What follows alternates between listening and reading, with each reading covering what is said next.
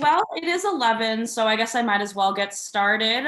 So hi, everybody. For those who don't know me, which might be most of you, I'm Aliak. I use she, her pronouns, and I'm the admin assistant at the LGBT Chamber of Commerce. I'm filling in for Jeremy, but if you could just stick around after the workshop, he will be here to provide some important chamber updates.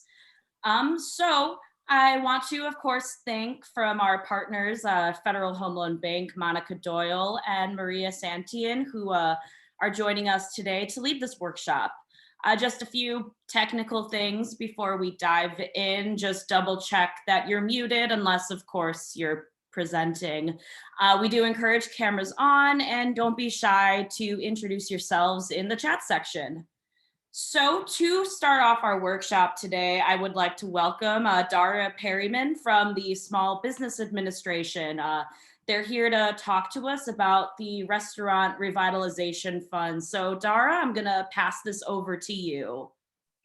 Hi, everyone. Thanks for letting me come on. Just wanted to share some updates if you're not aware about an opportunity for a new program here at the SBA. So I'm Dara Perryman. I'm the Outreach Marketing Specialist with the Small Business Administration.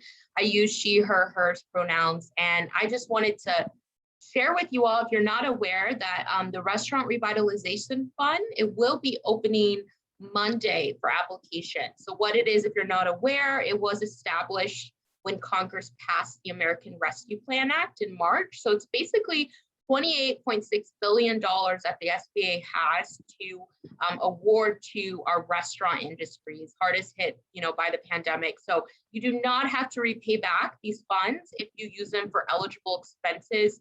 So it really covers your business debt, business payroll.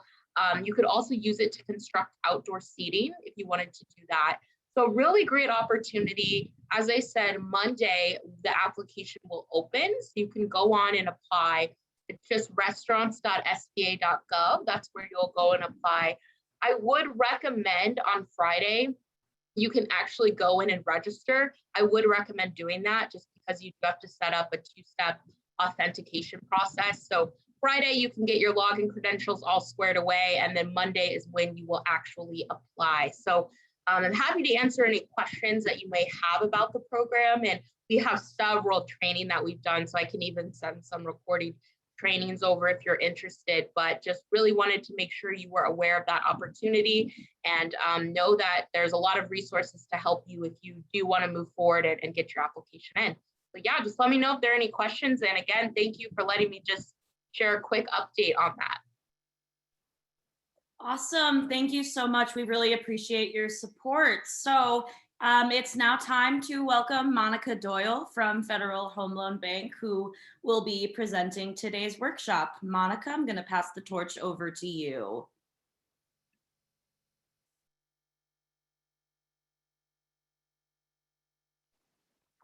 Yeah, and do you mind pulling up the PowerPoint, Ellie?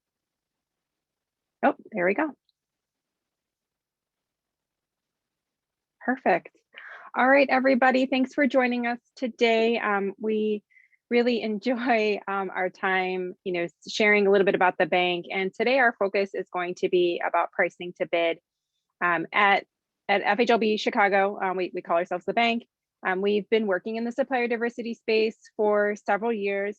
I do feel we've continued to mature in our program, and we've definitely learned a couple, we're going to call it inside perspectives along the way, and we wanted to share those with you. And then at the end, we'll be happy to take any questions. So with that, if you want to go to slide 3. So quick introduction about myself. Again, I'm Monica Doyle. I'm a vice president here at the bank, and I'm the director of strategic sourcing and accounting. So I oversee all third-party vendor onboarding, sourcing events, contracts, and risk assessments of those vendors, and also our accounting operations area. So I'm responsible for our general ledger and day-to-day accounting oversight. Within that, I also oversee our supplier diversity program, which includes building out goals and objectives for supplier diversity, which we'll share a little bit later. And also measuring our progress on supplier diversity and all sorts of things that we do, educating our staff and outreach events like this. I have been with the bank, FHLB Chicago, for just shy of 17 years. I'm one month away, but I've been with the bank for a long time. It's been an exciting journey, and I've been a part of a lot of great initiatives and continue to grow in my role. And a fun fact about me, I am a lifelong Chicagoan, born and raised, went to school here, went to college here, but I am made for summer. So I painstakingly, in the fall, start counting the days to the winter solstice. And, the second it turns December 22nd, I tell myself we get one more minute of daylight. And, always look for those days where it's warm out. So on Tuesday, when it was 80 some degrees, you could not find me to be any happier. So painfully, I lived through those rough days that we have of those long winters or a rainy day like today. But, I am made for summer. So I'm going to pass it to Maria to introduce a little bit about herself, and then we'll get started. Great. Good morning, everyone. My name is Maria Elena Santillan.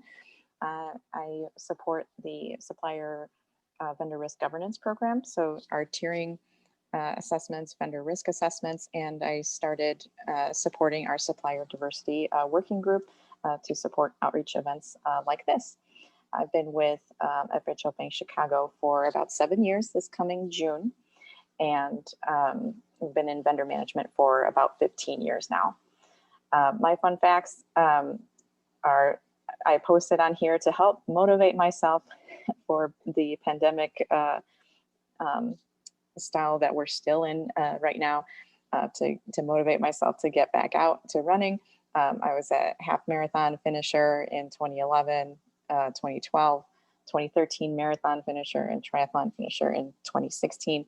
But then kind of trailed off, and pandemic didn't help much either. So I'm hoping to get back out to running and eventually swimming in the summer, to kind of shake off these sedentary and isolating times that we're in. Glad to be here with you all and talk about our program. Thank you. All right, so I'm going to just take you all a quick overview of FHLB Chicago and what is the FHLBC system. We were chartered by Congress in 1932. There are 11 home loan banks like us across the country. So certainly take a look at opportunities those other home loan banks have, right? You've got the different geography shown on the screen for you. And our mission in summary is to support home ownership. Next slide. So we do that by supporting home ownership. We are essentially a bank for banks. I like to think of it. I had someone, this is couple of years ago, but we had an intern in our team that at the end of their summer internship, I asked them, what did they learn about the bank? And it's difficult to sometimes explain how a local bank, right? They have a need for money because they're going to be giving out loans for homes. They need to sometimes borrow money. They don't have enough money at that bank in deposits to cover the need for, home mortgages. And so when they do that, they go to a secondary market in order to buy money to then loan out. And we are someone that they can buy that money from. A premise, I think a good way to look at it is we're sort of a Costco of money, right? So we have members. You have to be a member of our company. And once you're a member, you then can buy in bulk. And so once we have members, they buy stock. They then borrow from us on different periodicities, and in general, they do borrow large chunks of money, tens of millions or larger. Next slide. Those members then, again, they buy stock, they earn a dividend, and they are local banks, thrifts, credit unions, FDICs, and community development financial institutions. So a lot of local organizations, again, all chartered in Illinois and Wisconsin. So we are focused on those two states. And so just shifting a little bit now. So within the bank, we have an Office of Diversity and Inclusion. On the next slide. Thank you. The Office of Diversity and Inclusion really has 4 key components. Workforce, which is staff when we hire new employees or have promotions or job changes for employees. Bank culture and our community investment, things we're doing in our community and how are we working together collaboratively with our peers in the organization. Supplier diversity, which is what we're talking about today, and then capital markets. We do trade and borrow money from a variety of different, capital market space. There are dealers that are diverse. And so making sure that we're working with qualified dealers that we potentially can borrow funds from. Next slide. Quick note here, supplier diversity to us in general is that we try to be inclusive of diverse owned businesses. At our bank, when we talk supplier diversity, it's actually a really, I feel a really well-rounded program. We encourage certification, but we do allow for self-certification of minority, women-owned, LGBTQ, veteran, and service disabled veteran-owned. And I'm going to pass it to Maria now to talk a little bit about some key things we're working on this year.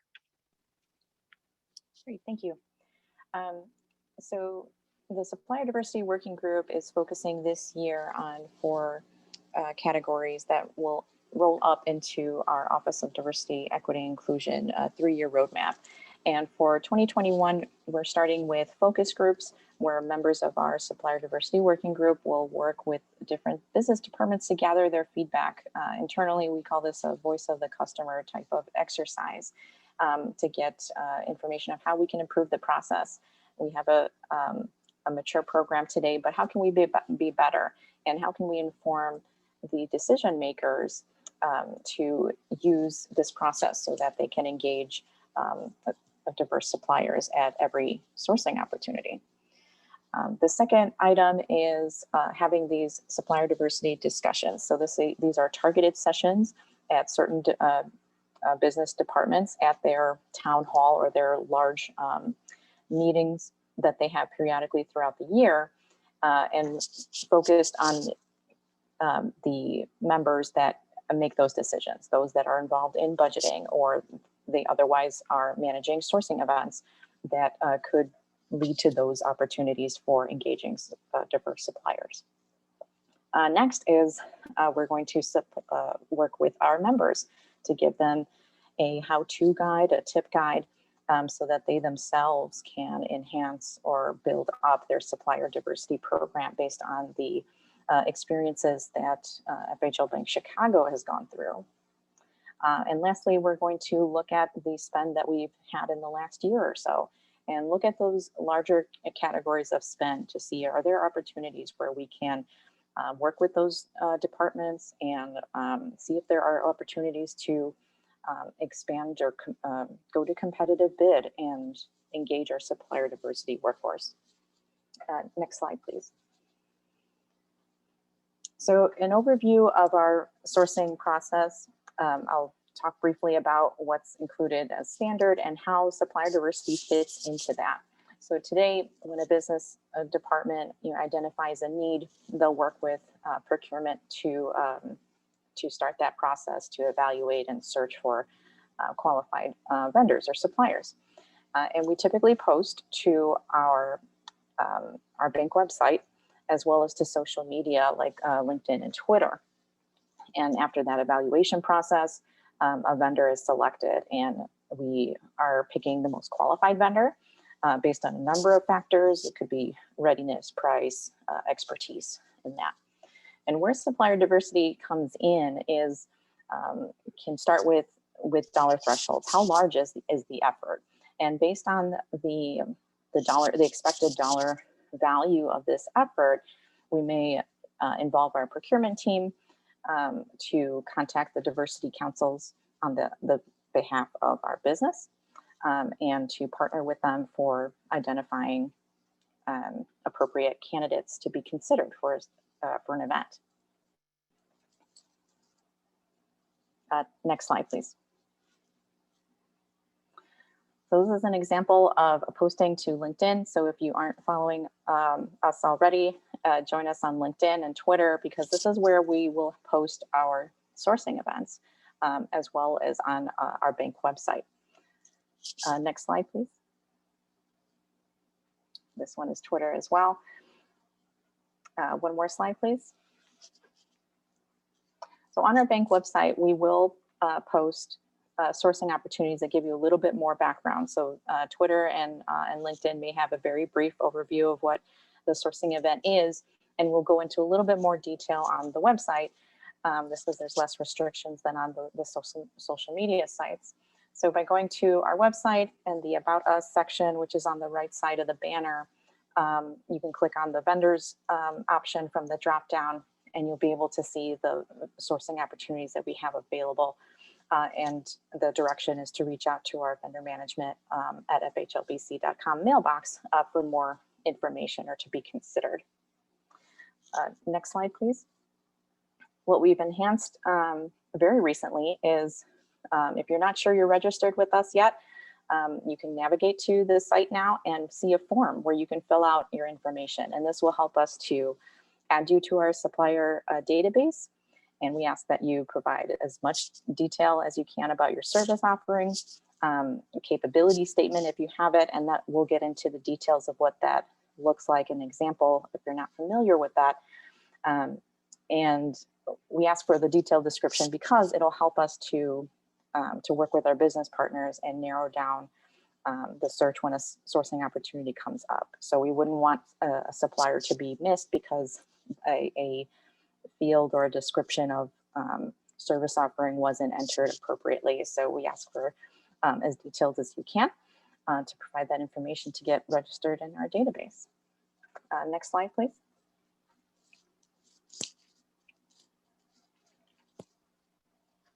So this is an example of our capability statement. So you'll see a section for uploading on the previous slide when you register to become a supplier in our database. And so this is just an example of what types of topics we were looking for. Again, for our business owners to review as they start to screen and evaluate suppliers for their given sourcing opportunities.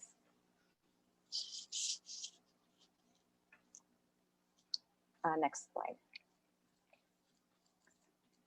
And Monica will carry us from here.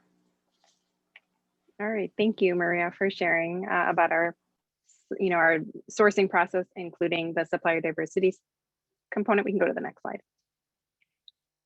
So, Maria mentioned a really key component when you go into a sourcing event, and again, today's topic is pricing to bid. I really encourage everyone, on the call today to think about a bid being one component of filling out an RFP, right? You may be asked to fill out a document of some sort and articulate if you can provide the services as standard, as optional, or you don't provide the services, right? And ultimately, setting a dollar value of what you think the cost is going to be. That is a key element, of course, because at the end of the day, you're submitting an RFP. For a really strong recommendation we have is, Maria just mentioned those capability statements, right? Being registered with organizations. All that leads to establishing a strong relationship with a potential, new client, right? Like ourselves. Having an articulate, very clear, easy to read website, having a single page, succinct capability statement, all of those things start building up what goes along with your bid, right? So that the business that you're working with can really understand the services you provide. What are the key areas that your subject matter expertise really shines? And so the quality of your work also is a key component that's evaluated in your bid, right? That's often hard to share in an RFP, depending on how detailed those things are. Prior experience of things that you can work on, that you've worked on in the past. But again, things like a capability statement, things within your website on, the main landing page are all things we look to that help build, is this a supplier that we think would be a good fit for our organization? Let alone what was their actual bid, right? So I think, establishing the relationship is something that I think, cannot be underscored enough. Within that, sourcing opportunities depending on, different organizations, but they're ultimately created by a business need, right? You have a part of your organization who is looking to provide a service, provide a good, and they're looking to have a supplier support that. Those needs, depending on the organization, can sometimes come every few years, right? It's not every 6 months that you're looking for, a new software developer for one of your key platforms, right? You might work with a vendor and have a relationship for a few years, right? Because you're working on a project with them. And so being persistent, maintaining a strong relationship also helps bid ultimately that full package, right, for your bidding. A really good example I want to share here, this goes back about 4 years ago or 5, I think. We had an event like this similar in our offices where we met a staffing firm for consulting services. At that time, we were not looking to add any new staffing firms, which is, again, just sort of the way that business goes. That particular firm maintained, a casual contact with us. They periodically would check in and apprise us of any accomplishments they may have had, reminded us again periodically about their skill set, right? What was their capability statement? And just kind of checked in very passively. They weren't ever really looking for us to respond, but they kept us in communication. About 3 years following is 2 to 3 years after that, where we actually took out to bid our consulting or staff augmentation services, where we were looking to add some new vendors. We ended up doing a full-blown RFP for that, included this particular company as well as others, and they ultimately won the bid and secured then a 3-year contract where it is multi-million dollars, right? So my point here is really emphasizing, again, the bid is at the end of the day, but there is so much more that goes into that, and making sure that you're building in your day-to-day work of what are relationships you can be working on, what can you be doing to be clear and articulate about the services you provide, because all of those things are very, very important to us. Another thing I would say is when you enter into a new relationship, again, before you're putting a final dollar amount on a bid, be mindful of that entire process of contracts and of sourcing for a particular organization. A lot of organizations are going to start with a non-disclosure agreement. Understand that when you're bidding with a lot of other organizations, both diverse and not diverse. And depending on the sourcing event, our volume may be so high of potential vendors to work with that when we send out NDAs to 15 companies, 10 return them unredlined, 5 return them with red lines and with edits, key areas of our non-disclosure agreement being marked up, we will likely pass on those 5 almost immediately. So understanding your customer a little bit, right? We are, as I mentioned, talked a little bit about the bank. We are chartered by Congress. We're have oversight by the federal government. We're required to have certain key components in our contracts. And so I have very little flexibility when it comes to a non-disclosure agreement. So just being mindful of the customer you're working with, and also realizing the competition that you have around you, being flexible to sign a non-disclosure agreement without those red lines, because again, you're then not even getting to the part of being shown an RFP. So a couple key things to really take home here of building that relationship, having things just nurtured over time helps lead you to your bid. Next slide.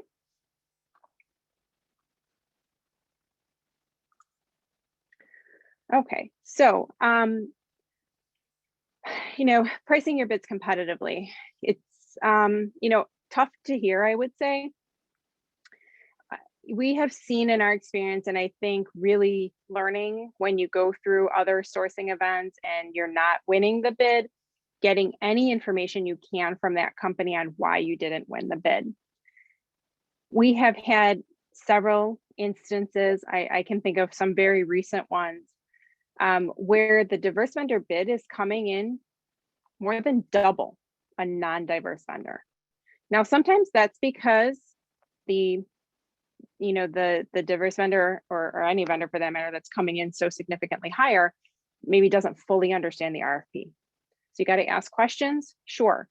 But really looking at competitive to the landscape, right, to your competition, because within a certain margin, there's flexibility, but when things are coming in over double, that's where we have a pretty big disparity, right? And it's just maybe not going to be a good fit for the organization. Also realizing that that first job, you might need to price a little bit more competitively, again, to be within market, but realize you can, depending on what that service is, again, I'll go back to the staff augmentation services. That is something we have a 3-year agreement on, multi-million-dollar potential spend, right? So being mindful of not just your short-term, but also your long-term goals, and considering that in when you're pricing. And again, I know this is it's difficult to be be flexible with that, right? And everyone certainly wants to have a successful business, and part of that is obviously being profitable. But being mindful of not just your short run, but also your long run. Considering the usage of subcontractors. So if you are using subcontractors, so this is different than you being a subcontractor or you being in a tier 2 perspective.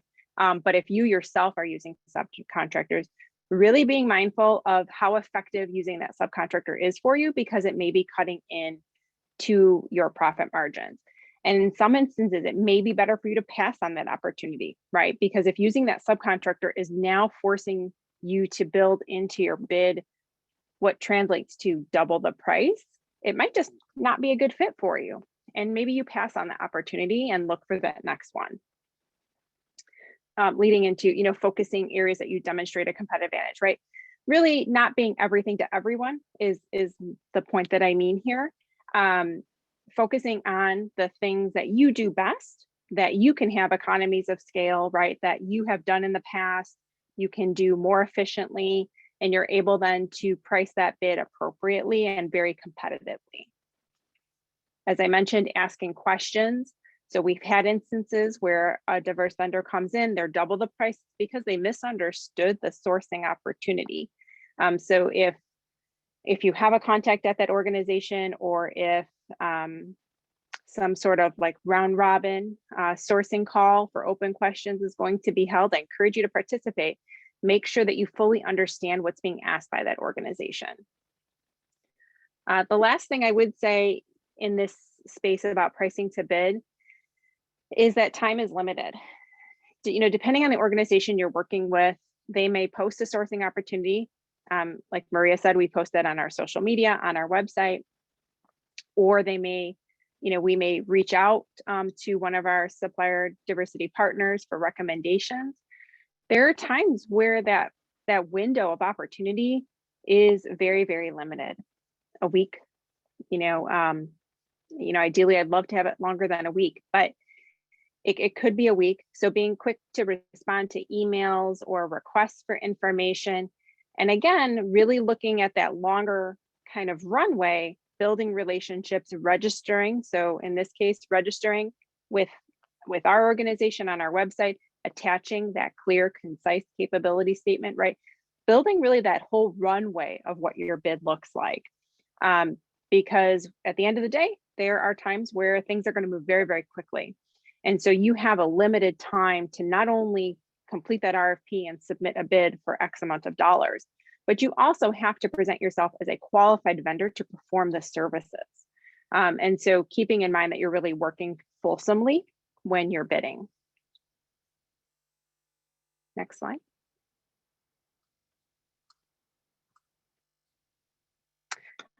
So just a couple final notes about the bank. We are very committed to supplier diversity and inclusion in our sourcing events. As I mentioned, I've been with the bank for just about 17 years. Supplier diversity, our program has been going very, very strong for probably 6 years, maybe 7. We continue to mature in our program and, reach milestones and achievements I couldn't fathom. One thing I do like to share, I'm very, very proud of, during 2020, during COVID, we were working on a build out of a new office space. So when I do return to the office, I have the pleasure of returning to a brand new space. And in that project, right, it's construction arena, we set a goal of more than 50% of our spend was going to be with diverse vendors. We ended up achieving just right at 80% of our spend. That total project was over $25 million. So we had a significant amount of spend with our diverse vendors. We work very hard to be inclusive and in selecting diverse vendors for all sourcing opportunities that we have going on. It's very important to our organization, and I'm just so proud of the success we continue to have. Ensuring, I see the note pop up. Yeah, I was floored by it too. Reaching 80% was never even something in my wildest dreams. So very, very happy, but I hope it shows you all how important it is to our organization. Ensuring your information is up to date with your council. So having up-to-date information with Jeremy is very, very important, because he will tell you there are times that myself, my team, we reach out and ask him for recommendations. And so ensuring that he has a good email address for you, contact information, a quick website, again, with that landing page that's very clear and succinct. Making sure Jeremy has all information is very important, because we want him to be able to support you all. Just about us, once you can win a bid, we are very, very, very happy in our AP process. I oversee that area, and I think they do a great job. We can process AP payments within 1 week. We pay via ACH, and those payments are made very, very, very quickly. We want to make sure, for all the hard work that you're doing as you're invoicing us, that you're paid timely, and we do our best to ensure that that happens. And lastly, certify with your councils. As I mentioned when we started today, we do accept both certified and non-certified, but it's very hard to find companies, if they're not certified with the councils. So certifying with your councils, certifying when working with Jeremy, I highly, highly recommend, because it does include you then in that population of, potential vendors that he can recommend for the services we have. And then also, definitely watching our social media page, but, looking for other companies where they're posting opportunities, and following those opportunities as they may come up. So in closing, last slide. So just any questions or comments, we have a general email box, vendormanagement@fhlbc.com. Maria or someone on my team will get back to you, but you're also encouraged to follow us on social media. We do Facebook, LinkedIn, and Twitter. And again, new feature just added probably 2 months ago, registering on our website. You can go ahead and log in, put your information, attach that capability statement, and be a registered prospective vendor with the bank. And so with that, I think Maria and I are ready to take any questions. Awesome. Thank you so much, Monica. Any questions from anyone? You can either type those in the chat section, or you can feel free to unmute yourself and to voice your question out loud.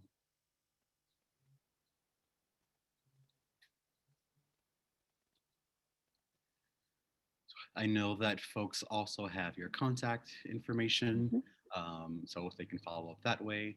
I know we have a question from Alan. Will the deck be available? Yes, so we are recording this session, and so it will be posted on our YouTube page. And then we can also share this deck with you specifically. Great. Well, thank you, Alan. A couple of things that I was able to catch up on. Well, first, very much congratulations on that 80% supplier diversity spin. That is definitely phenomenal. Thank you. Of our project. We're very, very proud of it. And again, I hope, it very clearly demonstrates our commitment and wanting to support, the organizations that we work with, so that we do have qualified vendors coming to our sourcing opportunities, bidding competitively, because it's extremely important to us. I'm very, very pleased with the work we do, and we of course want more. So we've now set a bar so high. You got to keep going, right? And so we're very excited about that work, and again, very, very, very happy with it. Perfect. A couple of other things. So as you heard Monica say, so they definitely do send us requests sometimes for specific suppliers or needs. So if you ever get a request from me saying, hey, are you able to respond to or to assist with this? As Monica mentioned, again, sometimes these are very short windows. And so if you do get an email, do try to respond at your earliest convenience. Also, be sure that your profile on our chamber website is up to date and current. Make sure that you have a description, that your links are correct and up to date. Oftentimes, I can go through to try to find a vendor and there's no description there, so I really don't know what you do. So it's hard for me to pass your name on as a reference. So I encourage you as a first step today when you leave this session is to go to our directory page and to make sure that your profile is up to date. And then also, if you are an LGBT owned business and a member of our chamber or interested in becoming a member of our chamber, again, remember to know that you do not have to pay the cost of getting certified. So if you are already a member of our chamber and your business is 51% or more LGBTQ owned, you are already sort of 2 steps ahead in being able to get that certification. So please reach out and I can help you get connected to more information. I did see that we got a couple of questions. So from Nick, in terms of developing a relationship ahead of a specific bid or need, what do you find most valuable in those conversations or messaging? For example, Yeah, I think I was trying to read it. So, that's a good question. And I briefly mentioned it. Participating in events like this, right, where you have an opportunity to work with a company and hear a little bit about what they do, following up with them after an event like this is important. But I would emphasize in following up in a way that doesn't necessarily create an action on my part, right?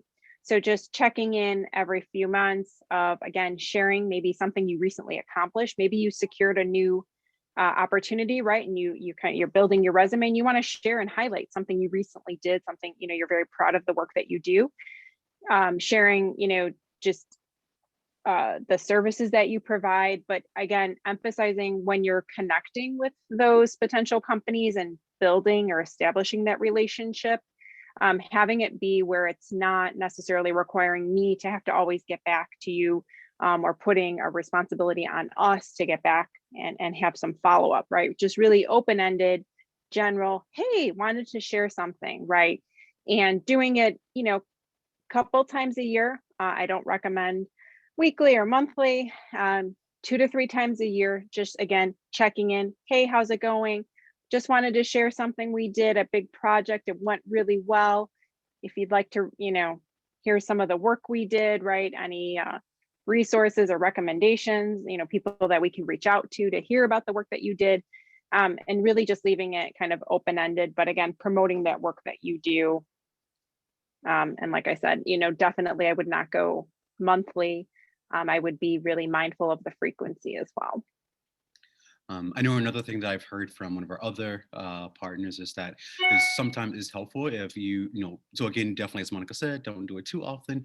But again, it's great if you can sometimes you as a supplier, you are able to identify gaps where potentially the corporate partner cannot see those things. So if you see something in the news where the company is having an issue or a challenge or perhaps an opportunity, then this could be an option for you to reach out with, again, a resource or to talk about how your services or products can be of use to fill that void.